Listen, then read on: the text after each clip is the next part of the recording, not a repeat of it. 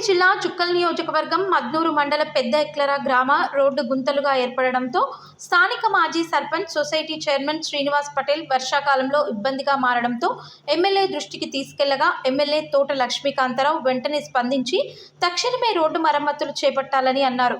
వెంటనే గ్రామ మాజీ సర్పంచ్ సొసైటీ చైర్మన్ మరమ్మతులు చేపట్టారు. శ్రీను పటేల్ మాట్లాడుతూ ఎమ్మెల్యే వెంటనే స్పందించినందుకు గ్రామ ప్రజల తరపున కృతజ్ఞతలు తెలిపారు. అలాగే శాశ్వత రోడ్డు పరిష్కారం కోసం ఎమ్మెల్యేతో మాట్లాడి ఆ పనులు కూడా త్వరలో ప్రారంభిస్తామని ఎమ్మెల్యే హామీ ఇచ్చారని తెలిపారు. రోడ్డు మరమ్మతులు చేపట్టడంతో గ్రామస్తులు ఆనందం వ్యక్తం చేశారు.